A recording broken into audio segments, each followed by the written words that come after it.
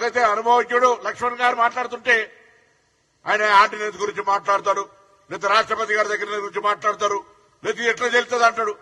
అరే పెద్దోడివి, వయసులో పెద్దోడివి, అనుభవంలో పెద్దోడివి, పార్టీ అధ్యక్షుడు చేసినావు, రేపే మాపో జాతీయ అధ్యక్షుడి పేరు వస్తుంది. వీటన్నిటికీ నీ మూలం భారతీయ జనతా పార్టీలో బీసీ నాయకులకు ప్రాధాన్యత ఇవ్వాలి కాబట్టి నీకు అర్హతలు వస్తున్నాయి. అది మర్చిపోయి ఇలా బీసీలకు అన్యాయం జరగటానికి పార్టీ పరంగా నీకు ఒకవేళ పెద్దలు నువ్వు తెలంగాణలో కాంగ్రెస్ పార్టీ తెస్తున్నదాన్ని వ్యతిరేకించు, నీకు ఆల్ ఇండియా ప్రెసిడెంట్ ఇస్తామని చెప్తే కూడా దయచేసి పోకన్నా. ఇవాళ ఒక కాడ ఈ రాష్ట్రంలో శురువైతే ఇవాళ కులగణన ఇక్కడ శురువైంది కాబట్టి దేశంలో Bharatiya Janata party role model గా తీసుకొని ముందుకు పోతా ఉంది. తెలంగాణ కాంగ్రెస్ బలహీన వర్గాల ప్రజాప్రతినిధులం హృదయపూర్వకంగా అన్ని రాజకీయ పార్టీలకు విజ్ఞప్తి చేస్తా ఉన్నాం.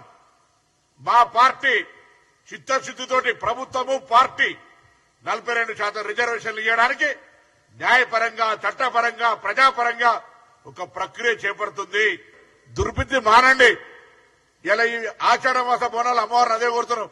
ఇటువంటి వాళ్ళ బుద్ధులన్నీ మారి ఈ 42% రిజర్వేషన్ల ప్రక్రియ సాఫీగా జరగాలి. లోకల్ బాడీ ఎన్నికలు జరగాలి. బీసీలు 42% స్థానిక సంస్థల ప్రజాప్రతినిధులు కావాలని కోరుకుంటాం.